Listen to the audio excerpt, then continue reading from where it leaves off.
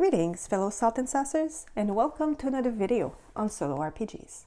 Today, I'm not going to talk to you about a game. I am going to talk to you about a Game Master emulator known as the Mythic system, 2nd edition. Mythic is the most often referred to online for people who go online and say, I want to play a game solo, what should I do? And I find that Mythic is very often referenced as a system that allows you to play any RPG solo or without a game master. It is a 2nd edition that I have here. The original one came out in 2003. I do not know what the 2003 edition had, so this can't be a compare and contrast video, like I've never worked with that material. So I came into Mythic with the 2nd edition, so I just want to put it out there. It is interesting. It's a very interesting system, and I find that that's the thing, like people will come in and say, okay, how do I begin playing RPG solos? Well, me, I did it the way that you buy a solo RPG and then you do what it says as a way. But there are a lot of players from RPG setting that come from it, from say D&D, but just don't have a regular group that meets, so they want to be able to play D&D alone. And this is the sort of system that would be good for that. I personally stayed away from this up to this point because, because I come from board gaming and I've had a lot of experience with like solo variant roles of a board game that are either clunky, involve too much bookkeeping, or really a vague approximation of what the game was meant to do in the first place. So in my board gaming, I'd started to basically, like, if there's not solo designed rules for this game, I don't want a variant, I don't want some sort of half-baked plugin system. If it's not meant to be, it's not meant to be. And this is sort of the philosophy I brought into my role-playing. That said, I did buy a game that cannot be played solo as designed, role-playing game by the name of City of Mist, because I actually really love the setting and the premise, and frankly everything about it. Which I think you'll be surprised because it's not about woodland creature. It's actually about some of like a dark, grim, like noir city in which people can also be incarnation, if you will, of different myths and legends. And there's powers. It's more of a crime-solving feel to it. So it's a cool system. It's powered by the apocalypse. Anyway, I really like the premise about the game. Knowing that I don't have any friends. But that was okay. Like I was happy to just go through the book and sort of daydream what could be. To quote another and much more prolific YouTuber on solo RPGs, everything is play. So if you buy a role-playing game and you just create a character and read through the rules and look at the pretty picture and imagine the world that could be, that counts as playing. It's all play. Which I did. But then I really want to play some more. So enter Mythic that I bought. I honestly didn't really know what I was getting into. I was not expecting this. Not gonna lie. Like, that is 200 pages of overlay to a solo system. Seemed like a lot. Because again, this is not the game you're gonna be using. This is just how to run that game without a game master. And I first opened it, started reading what Mythic is about. So a little intro paragraph here. And it says here, while the system is based on your expectations and interpretation, it is designed to periodically subvert those expectations and introduce surprises to keep the narrative exciting. This may sound complicated, but Mythic's core mechanics are deceptively simple. And once you put them into practice, it won't be long before it all starts to click. And then I snickered at the audacity of anyone writing a book telling me it's deceptively simple and then making it 200 pages long. Then I read it, and then I regretted my uncharitable thoughts because this is, I'd say, a textbook example of a textbook that is well written. The information is extremely clearly laid out. Every chapter that you begin, like for example, this is the Fate question chapter, also known as the yes-no oracle, basically, will show you what the chapter covers. So this is the flow of how to ask and interpret the results of a yes-no question. So this is just a sort of a visual interpretation of what you're going to read about. And then each one of these boxes is basically a heading in this chapter. And then the chapter walks you through, and it gives you little examples as you go. So whenever you have italic text here, is a baby example that reflects the principle that the game just outlined. And after that, you have tables, and you have a big example. So this is a multi-page example of a fate question. So every chapter is actually very, very complete. Like I say you can, maybe you can. I could not imagine reading this and not understanding what it is explaining. Also appreciating that there is a summary, but not just this, no, there's more. Every table of this book is actually replicated at the end of the book, meaning that once you've read through the bulk of these documents and you're just playing with the Mythic system, you can just skip ahead through page 186, which is like the rule summary, which is basically a bit of a checklist of what every part of the system actually is. And then every table that you might require.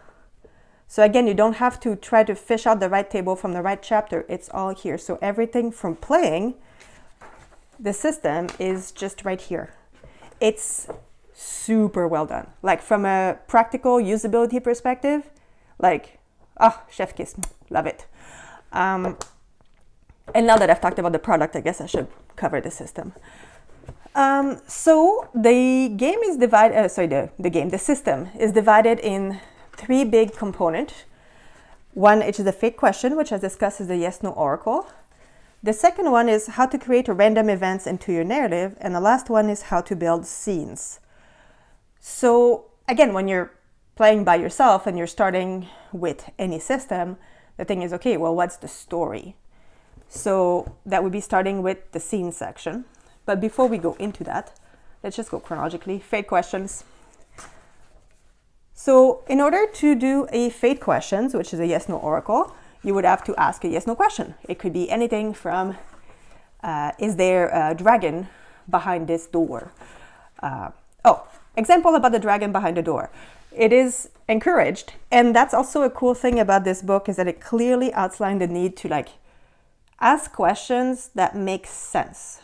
Basically, they're saying this whole system is designed to go around your expectation and to make sense within the system. So you shouldn't walk into a farmer's house and go hey, do you have the mega sword of super destruction? Roll on it and go yes, I do. Here, have it. I'll give it to you for free. Basically saying you can't cheat yourself out of a fun game by basically being, obtuse.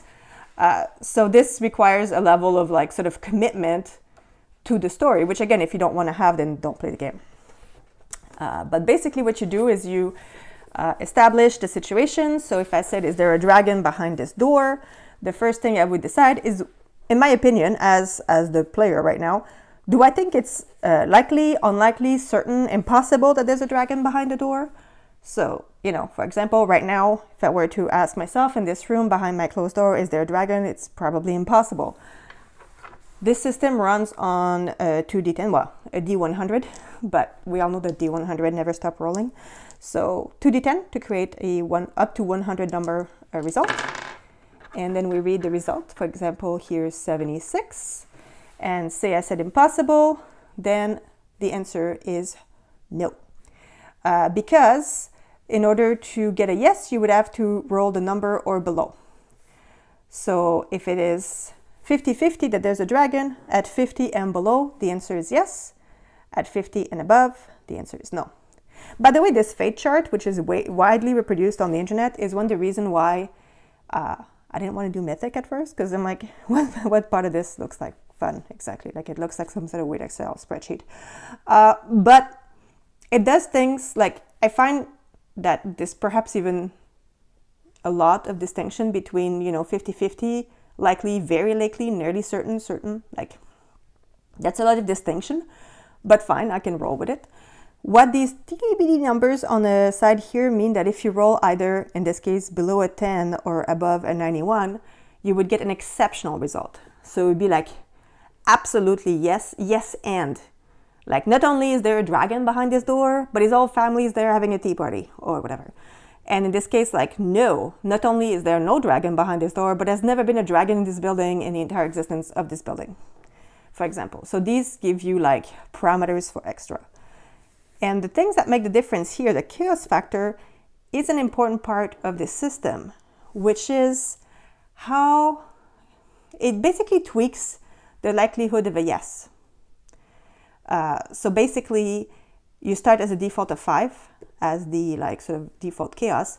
And as your character sort of gets wrapped up into the action, or like control is slipping or stuff is snowballing, then your rolls get and more chances of rolling yes, which is also an important part of this system, is that the way you formulate your question does necessitate a bit of thought because of the chaos system, because you would have to make sure that the yes answer is basically the answer. The way I use it is that it's the answer that makes the most stuff happen.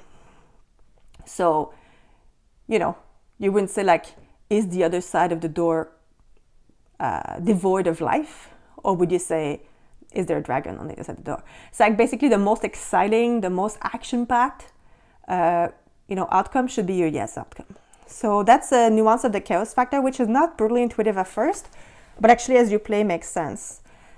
And the way the system works is that technically as your scene unfolds and your character starts like maybe not being so in control, then it gets worse and worse, which makes, again, more and more events happen. I was less enthralled with that aspect of the system because it had a bit of a rich gets richer feel to it. So I used one of the variants that are in the book that lets basically the player decide when the chaos factor should be adjusted. So I can myself roll up the excitement or tone it down depending on what I think makes sense at that particular point in time. So that is the yes-no oracle. So likely, unlikely, you get the result. It needs to be interpreted. Now, in case you're not sure how like nearly certain should be, then there's like, here's what we mean by these terms. So again, this is another example of like, you can't use this system or read through this system and not know what the system meant to convey to you. Like it's very well done. So we have a yes. What's an exceptional yes? An exceptional no. We have fate checks. Oh, random events. Yes. That's also a cool thing of the system is the random events, which is actually the second chapter I'll cover. But basically, if you roll on a yes-no oracle and you get matching numbers, so I don't know, for example, 77 or 11 or 22, you would look at what the the repeating number is. So for example, in my case, 77 would be a 7. And if there is a chaos factor that is less than 7, then I would have a random event show up. So that's one way, again, like the chaos factor increases the odds of a random event. And random event really just kind of come in and switch the narrative on you a little bit. So that is neat. Again, it's one of those ways that as I find as a solo player, the balance of narrative building is a bit delicate. Like you want to kind of know where you're going because you need a minimum of direction to make your story advance, but you don't want too much control because then it's boring.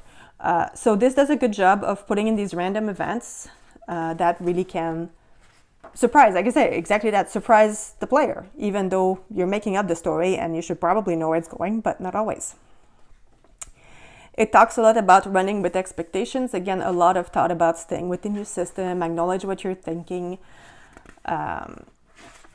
Anyway, there's a lot about this. So the fate question is a very important chapter, a very important concept. A lot of solo game will come up with their own yes-no oracle system. Like that's a pretty standard aspect of the role-playing genre.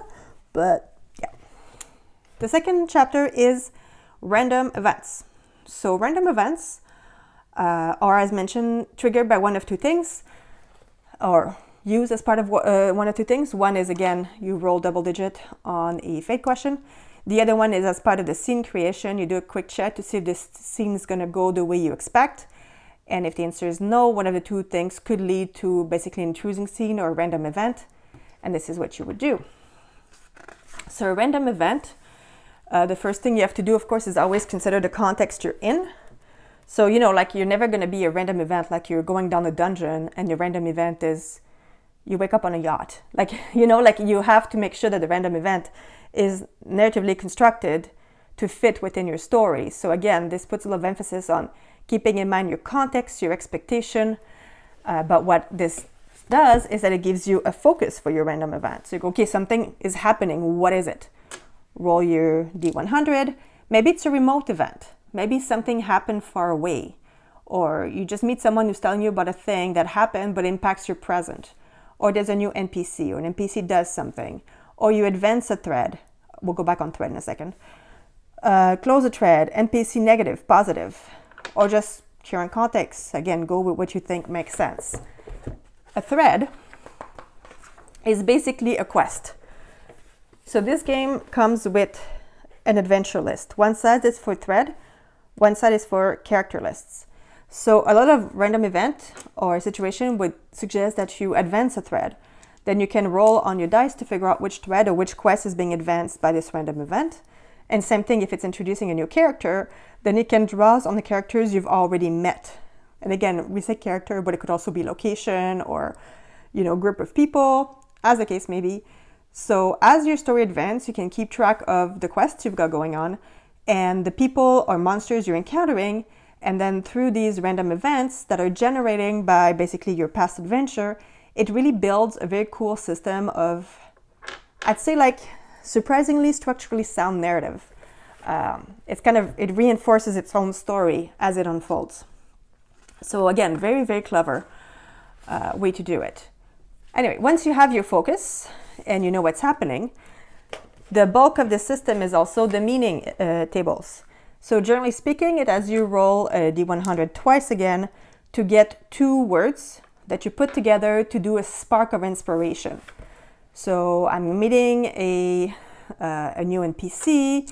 Maybe they are, I could draw, for example, one action and one description to try to define the person, or I could instead use one of the most specialized table, which is about character, and roll on these objectives for a slightly more nuanced result. So there's lots and lots of table that the player can draw from to generate these sparks.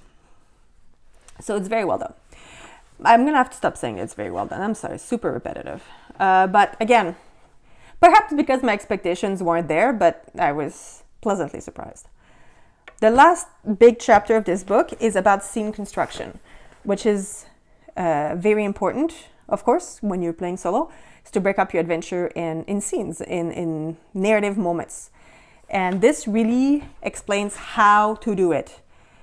And in a way that I feel like I never really had anybody needing to explain it to me, but it might just be that, you know, I daydream a lot, so it comes very naturally.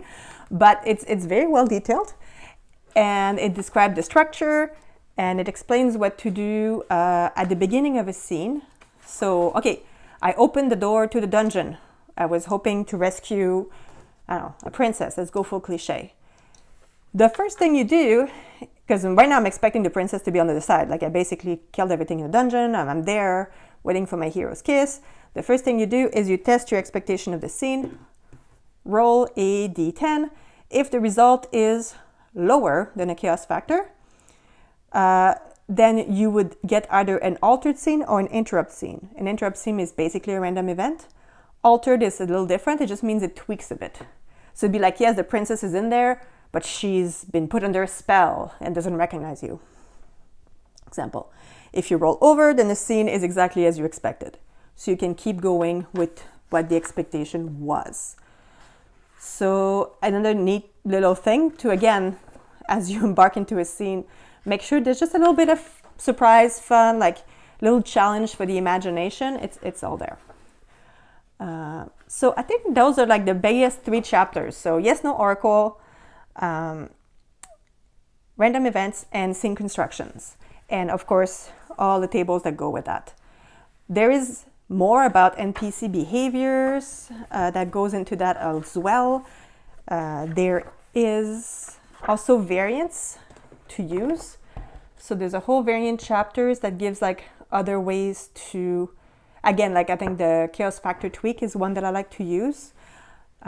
So very cool system. Very well explained, very neat. I don't know that I'll use it a lot for a number of reasons. Okay, well, one, again, I don't tend to try to play solo for non-solo design game. And while Mythic does a good job of emulating a game master, and I really think it does it well, the thing is a lot of games that are designed to be playing multiplayer, again, maybe less of an issue if you like to control different character. But when I'm playing solo, I like to play what I would say true solo. That is to say I control a single character. But if you're trying to play, even City of Mist that I was playing, I had to adjust because I have a single character for a game that's supposed to be designed around a party of characters that have complementary skills. So it's really hard to play a single character and try to have the same depth of experience as you would if, for example, my character, which is not very combat inclined, technically as part of a party would be less of a problem, but alone I'm like, well, if I encounter a thug, like there's only so much charm I can throw at them, right? So it does address the lack of a game master, does not necessarily address the scalability of the challenges. And again, less of an issue perhaps with the game I had in mind, Power by the Apocalypse. There's lots of tweaks I can do anyway to the dangers, but I'm thinking for perhaps more rigid system where like create share stat blocks, you might be limited in the amount of adversary you can face as a single player versus a party of players. So just a little thing to keep in mind. Personally, I still prefer to play solo game designed to be solo, even if it's just that I don't necessarily love, you know, juggling multiple books while I'm trying to play, as you can see me very clumsily do in the other video I'd upload. By the way, again, like this was my first super rough run of Mythic with City of Mist. I kept going after that and it got smoother. I want to be clear, it got quite a bit smoother and faster. Also faster when I'm not under the pressure of narrating in front of a camera. But yeah, I think that's all I'm going to say about this. If you have any questions, ask them below. I think I've covered the bulk. Yeah, have a good day.